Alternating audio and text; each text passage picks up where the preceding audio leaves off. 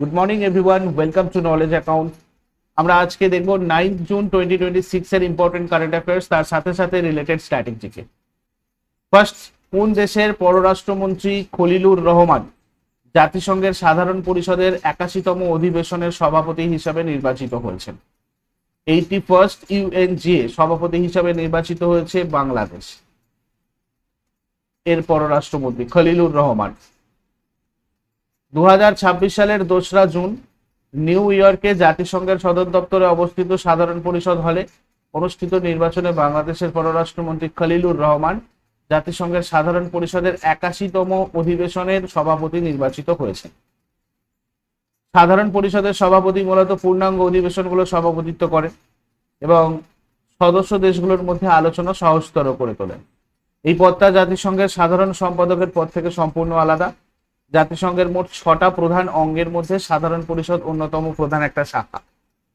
এরপর 2026 সালের জুনে অনুষ্ঠিত নির্বাচনে কোন দুটো দেশ 2027-28 মেয়াদের জন্য জাতিসংঘ নিরাপত্তা পরিষদের নতুন অস্থায়ী সদস্য হিসেবে নির্বাচিত হয়েছে? পর্তুগাল আর অস্ট্রিয়া। 2026 সালের জুনে পর্তুগাল এবং অস্ট্রিয়া জাতিসংঘের নিরাপত্তা পরিষদের অস্থায়ী সদস্য হিসেবে জয়লাভ করেছে। এই দেশ দুটোর 2 বছরের এই কার্যকাল 2027 সালের 1 জানুয়ারি থেকে শুরু হয়ে 2028 সালের শেষ পর্যন্ত চলবে। 2027-28 মেয়াদের জন্য নির্বাচিত অন্যান্য অস্থায়ী সদস্য দেশগুলোর মধ্যে রয়েছে কিরগিজস্তান, ত্রিনিদাদ, টোবাগো এবং জিম্বাবুয়ে। 2026 সালের 31শে December Denmark, Greece, Pakistan, Panama এবং সোমালিয়ার মেয়াদ শেষ হওয়ার পর এই নতুন দেশগুলো তাদের জায়গা নেয়। নিরাপত্তা পরিষদ মোট 15টা সদস্য রাষ্ট্র নিয়ে গঠিত। অ্যাকচুয়ালি পরিষদে 5টা স্থায়ী সদস্য দেশ রয়েছে, যেগুলো হচ্ছে মার্কিন যুক্তরাষ্ট্র, ইউনাইটেড কিংডম মানে যুক্তরাজ্য, ফ্রান্স, রাশিয়া এবং চীন। বাকি 10টা সদস্য রাষ্ট্র অস্থায়ী হিসাবে 2 বছরের মেয়াদের জন্য নির্বাচিত হয়। প্রতি বছর সাধারণ পরিষদের ভোটে 5টা করে নতুন অস্থায়ী সদস্য দেশ নির্বাচিত হয়। নিয়ম অনুযায়ী কোনো দেশ টানা 2 মেয়াদের সদস্য থাকতে পারেন না। আন্তর্জাতিক শান্তি আর নিরাপত্তা বজায় রাখাই এই পরিষদের প্রধান কাজ। কোনো দেশে বা অঞ্চলে যুদ্ধ বা অশান্তি দেখা দিলে তা থামানোর জন্য এই পরিষদ মধ্যস্থতা করে। নিরাপত্তা পরিষদের সভাপতিতে বা প্রেসিডেন্ট পদটা প্রতি মাসে ইংরাজি নামের আক্ষরিক ক্রমানুসারে 15টা সদস্য দেশের মধ্যে পরিবর্তিত হয়। পশ্চিমবঙ্গ পঞ্চায়েত পরীক্ষা প্রস্তুতির ব্যাচ উইথ মক টেস্ট চলছে পুরো দমে। তোমরা PP10 কুপন কোড ইউজ করে এটাতে ভর্তি হয়ে যাও যত তাড়াতাড়ি সম্ভব, তাহলে তোমাদের আর লাইভ ক্লাসগুলো মিস হবে না। এর সাথে সাথে মিসলেনিয়াস হলো উইথ মক টেস্ট ব্যাচ তোমাদের রানিং ফুল পেজে ক্লাস চলছে। এক্ষেত্রেও PP10 কুপন কোড ইউজ করে তোমরা যুক্ত হয়ে যাও তাড়াতাড়ি, যাতে তোমাদের ক্লাসগুলো মিস না যায়। এবং এই রিলেটেড তোমাদের যদি আরো কোনো ইনফরমেশন জানার থাকে তাহলে এই নাম্বারে হোয়াটসঅ্যাপ অথবা কল করো, আমাদের টিম তোমাদের সাথে সরাসরি কথা বলে নেবে। চলে আসবো নেক্সট কোয়েশ্চেনে। 2026 সালের জুনে ভারতের সেমিকন্ডাক্টর মিশনের অধীনে অন্ধ্রপ্রদেশের প্রথম সেমিকন্ডাক্টর প্রকল্প কোথায় স্থাপনের অনুমোদন দেওয়া হয়েছে? বিশাখাপত্তনম। অন্ধ্রপ্রদেশের প্রথম সেমিকন্ডাক্টর প্রকল্প বিশাখাপত্তনম জেলার আনন্দপুরম মন্ডলের তারলুবাদা গ্রামে এই আধুনিক কারখানাটা তৈরি হবে। এটা মূলত একটা ওস্যাট বা সেমিকন্ডাক্টর ব্যাক এন্ড উৎপাদন কেন্দ্র, যেখানে চিপের অ্যাসেম্বলি, প্যাকেজিং এবং টেস্টিং করা হবে। এই পুরো প্রকল্পটা স্থাপন করেছে advance system in package technologies private limited নামক সংস্থা। এই প্রকল্পটার মোট বাজেট ধরা হয়েছে 2387.81 কোটি টাকা, যেটা 2টো ধাপে খরচ করা হবে। কারখানাটা সম্পূর্ণ চালু হলে এখান থেকে বছরে প্রায় 9,60,00,000 ইউনিট সেমিকন্ডাক্টর চিপ উৎপাদন করা সম্ভব হবে। এরপরে কোন ভারতীয় ব্যাংক তাদের আধুনিক ক্লাউড ভিত্তিক ডেটা অ্যানালিটিক্স প্ল্যাটফর্মের জন্য মডার্ন টেকনোলজিস লেড ইনোভেশন বিভাগে গোল্ড অ্যাওয়ার্ড জিতেছে? Jammu and Kashmir bank. 2026 সালের 3রা জুন মুম্বাইতে অনুষ্ঠিত পিনাকল ইনোভেশন অ্যাওয়ার্ড 2026 এ জম্মু অ্যান্ড কাশ্মীর ব্যাংক মর্যাদাপূর্ণ গোল্ড অ্যাওয়ার্ড জয় করেছে। এই ব্যাংকটাকে একটা সম্মান দেওয়া হয়েছে modern technologies led innovation data insights and analytics platform বিভাগে। মূলত ব্যাংকের নিজস্ব ক্লাউড ভিত্তিক এন্টারপ্রাইজ ডেটা এবং অ্যানালিটিক্স ইকোসিস্টেমের জন্য এটা স্বীকৃতি মিলেছে। এই পুরস্কারের আয়োজন করে ইনফোসিস পিনাকল, যেটা বিভিন্ন আর্থিক প্রতিষ্ঠানকে ডিজিটাল ব্যাংকিং পরিষেবা প্রদান করে। এর থিম কি ছিল এবারে 2026 সালের? Recomposing banking playbook for the next phase of banking transformation. এরপর 2026 সালের জুনে কেন্দ্রীয় মন্ত্রী জ্যোতিরাদিত্য সিন্ধিয়া কোন রাজ্যের ঐতিহ্যবাহী সোনালী মুগা রেশম খাতকে বিশ্বমানের গড়ে তুলতে মিশন স্নেহজড়ি চালু করেছেন? অসম। কেন্দ্রীয় মন্ত্রী জ্যোতিরাদিত্য সিন্ধিয়া অসমের ঐতিহ্যবাহী মুগা রেশম খাতকে বা মুগা সিল্ক খাতকে বিশ্বমানের বিলাসবহুল টেক্সটাইল ইকোসিস্টেমে রূপান্তর করার লক্ষ্যে একটা ক্লাস্টার বেসড উদ্যোগ মিশন স্নেহজড়ির সূচনা করেছেন। এই মিশনটা সফল করতে কেন্দ্রীয় ডোনার মন্ত্রক, অসম সরকার এবং সেন্ট্রাল সিল্ক বোর্ড যৌথভাবে সমন্বয় রেখে কাজ করছে। এর প্রধান লক্ষ্য হচ্ছে মুগা সিল্কের পুরো ভ্যালু চেনটাকে শক্তিশালী করা, যার মধ্যে রয়েছে রেশম কীটের খাদ্য উপযোগী গাছের চাষ, রেশম বীজ উৎপাদন, বয়ন শিল্প, ব্র্যান্ডিং, রপ্তানি বৃদ্ধি, ডিজিটাল ট্র্যাকিং এবং এই শিল্পকে কেন্দ্র করে পর্যটনের বিকাশ। মুগা সিল্ক হচ্ছে পৃথিবীর একমাত্র প্রাকৃতিক সোনালী রেশম এবং এটা ভারতের প্রথম জিআই ট্যাগ পাওয়া সিল্ক। এরপর 2026 সালের জুনে কেন্দ্রীয় মন্ত্রী জয়ন্ত চৌধুরী ভারতের তৃণমূল স্তরে উদ্ভাবক আর উদ্যোক্তাদের মেন্টরশিপ আর ফান্ডিং এর সুবিধা দিতে কোন নতুন জাতীয় প্রোগ্রাম চালু করেছে? নবাচার মন্ত্র। কেন্দ্রীয় মন্ত্রী জয়ন্ত চৌধুরী নতুন দিল্লিতে এই ফ্ল্যাগশিপ জাতীয় প্রোগ্রামটা চালু করেছেন। ভারতের তৃণমূল স্তরের উদ্ভাবক আর উদ্যোক্তাদের খুঁজে বের করা, তাদের সঠিক মেন্টরশিপ, ফান্ড বা অর্থায়ন এবং বাজারের সুযোগ তৈরি করে দেওয়ার লক্ষ্যে। এই প্রোগ্রাম যুক্ত হওয়ার জন্য স্কিল ইন্ডিয়া ডিজিটাল হাব পোর্টালে রেজিস্ট্রেশন করতে হবে। বিশেষ করে দেশের ছোট ছোট শহর ও মফস্বল অঞ্চলের প্রতিভাদের মধ্যে ব্যবসার প্রসার ঘটিয়ে ভারতের উদ্ভাবন ইকোসিস্টেমকে শক্তিশালী করতে হবে, এই উদ্দেশ্যে আর কি।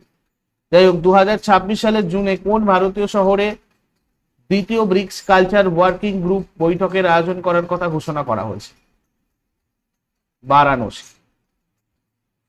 ভারতের ঐতিহ্যবাহী শহর বারাণসী দ্বিতীয় ব্রিক্স কালচার ওয়ার্কিং গ্রুপ বৈঠকের আয়োজন করতে চলেছে।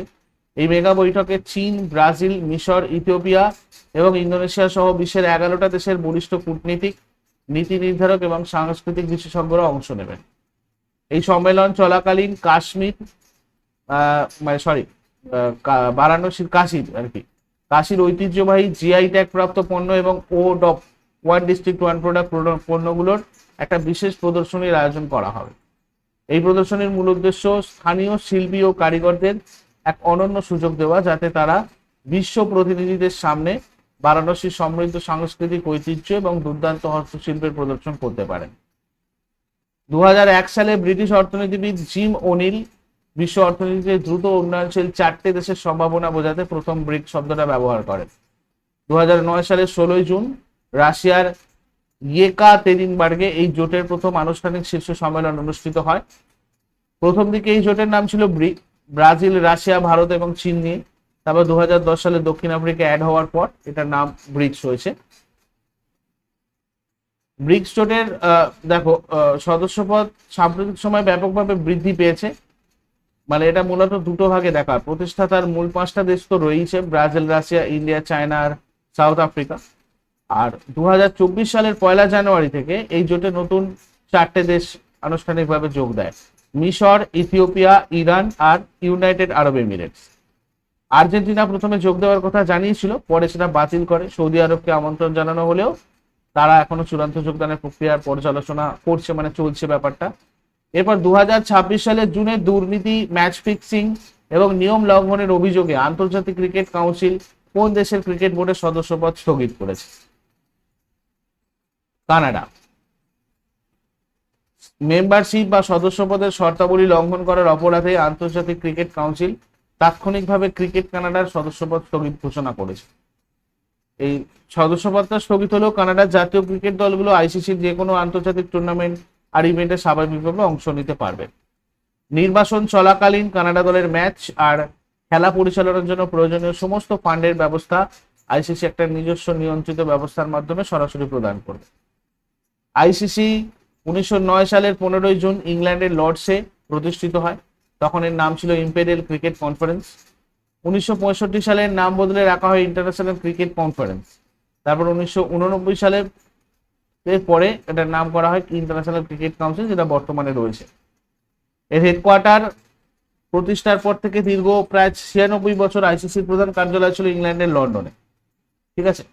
2005 সালের আগস্ট মাসে আইসিসি তার সদর দপ্তর সংযুক্ত আরব আমির শাহিদ দুবাইয়ে স্থানান্তরিত করেছে। আইসিসির সদস্য দেশগুলোকে প্রধানত দুটো ভাগে ভাগ করা, একটা হচ্ছে পূর্ণাঙ্গ সদস্য আর একটা হচ্ছে সহযোগী সদস্য। এখন চেয়ারম্যান রয়েছে জয় শাহ, ডেপুটি চেয়ারম্যান ইমরান খাজা, চিফ এক্সিকিউটিভ অফিসার সংযোগ গুপ্তা। এরপর 2026 সালের জুনে কেন্দ্রীয় মন্ত্রিসভা পশ্চিম এশিয়া সংকটের কারণে সৃষ্ট জ্বালানির উদ্বায়িতা নিয়ন্ত্রণে কোন বিপণন সংস্থাগুলোকে 10,000 কোটি টাকার এককালীন বাজেট সহায়তা দেওয়ার অনুমোদন দিয়েছে? Oil marketing companies. বিমান জ্বালানিতে আর্থিক সহায়তা। পশ্চিম এশিয়া সংকটের কারণে বিমানের জ্বালানির দামের ওঠানামা নিয়ন্ত্রণ রাখতে তেল বিপণন সংস্থাগুলোকে এককালীন 10,000 কোটি টাকার বাজেট সহায়তার অনুমোদন দিয়েছে কেন্দ্রীয় মন্ত্রিসভা। বিমান জ্বালানির দাম স্থিতিশীল রাখার এই বিশেষ আর্থিক সরকারি ব্যবস্থাটা আগামী 36 মাসের জন্য কার্যকর থাকবে। এরপর 2026 সালের মে মাসের তথ্য অনুযায়ী পারস্য উপসাগরীয় অঞ্চলে ভূ রাজনৈতিক উত্তেজনার কারণে ভারতের এলপিজি আমদানির পরিমাপে কোন দেশ ভারতকে 55% বেশি গ্যাস সরবরাহ করে শীর্ষস্থানে উঠে এসেছে? মার্কিন যুক্তরাষ্ট্র। ওকে। সম্প্রতি কোন দেশের বিজ্ঞানীদের তৈরি কে স্টার নামক সুপার কন্ডাক্টিং টোকামাক ডিভাইসটা 10 কোটি ডিগ্রি সেলসিয়াসের তাপমাত্রায় 48 সেকেন্ড প্লাজমা ধরে রেখে নতুন রেকর্ড করেছে? দক্ষিণ কোরিয়া। ওকে। দক্ষিণ কোরিয়ার বিখ্যাত কৃত্রিম সূর্য প্রকল্প নিউক্লিয়ার ফিউশন যন্ত্রের নাম এই কে স্টার। এই যন্ত্রটার ভেতরে পুরানো কার্বন যন্ত্রাংশ বদলে নতুন টাংস্টেন ডাইভার্টার ব্যবহারের ফলেই এই বিপুল তাপ নিয়ন্ত্রণ করা সম্ভব হয়েছে। এরপর আগের দিনের হোমওয়ার্ক গুলো দেখে নাও। ভারতে কতগুলো জৈব বৈচিত্র্য হটস্পট রয়েছে? জীব বৈচিত্র্য হটস্পট টোটাল 36টা রয়েছে আমাদের মানে বিশ্বে, আর ভারতে রয়েছে 4টে। আর কলকাতা মেডিকেল কলেজ 1835-এ স্থাপিত হয়েছিল। আর আজকে তোমাদের জন্য প্রশ্ন থাকবে ইন্ডিয়া উইন্স ফ্রিডম এই বইটার লেখককে, আর ইংরাজি উপন্যাস two leaves and a bird এটা কে রচনা করেছেন? শেষকালে কমেন্টে জানাও। চট করে আগের দিনের গুলো কুইক রিভাইজ করে নেব। আগের দিনের প্রথম প্রশ্ন ছিল 2026 সালের 5ই জুন বিশ্ব পরিবেশ দিবস উপলক্ষে নিচের কোন পাখি অভয়ারণ্যটিকে ভারতের 100তম রামসার সাইট হিসেবে ঘোষণা করা হয়েছে? জয়প্রকাশ নারায়ণ পাখি অভয়ারণ্য। সুরহাতাল। কোন রাজ্য সরকার রাজ্যে দুর্নীতি আর ঘুষের ঘটনা পুরোপুরি নির্মূল করার লক্ষ্যে প্রজেক্ট জিরো নামক একটা বিশেষ দুর্নীতি দমন অভিযান চালু করেছে? কেরল। 2026 সালের জুনে ওয়াশিংটন ডিসিতে অবস্থিত বিশ্ব ব্যাংকের সদর দপ্তরে ভারতের নতুন এক্সিকিউটিভ ডিরেক্টর হিসেবে কাকে নিযুক্ত করা হয়েছে? নীলকণ্ঠ মিশ্র। 2026 সালের জুনে কাকে ভাটিকানের ডিকাস্টেরি ফর কমিউনিকেশনের প্রধান করা হয়েছে, যিনি এই প্রথম কোন সাধারণ নারী হিসেবে এই পদের দায়িত্ব পেলেন? মারিয়া মন্টসেরাট আলভারাডো। 2026 সালের জুনে জেমস ওয়েব টেলিস্কোপের সাহায্যে সিআই অ্যাটলাস নামক আন্তঃনাক্ষত্রিক বস্তুতে কোন গ্যাসটি প্রথমবারের সরাসরি খুঁজে পাওয়া গেছে? মিথেন। কোন রাজ্য সরকার মুখ্যমন্ত্রী সুগম পরিবহন সেবা নামে পুনরায় নিজস্ব রাষ্ট্রীয় বাস পরিষেবা চালু করতে চলেছে?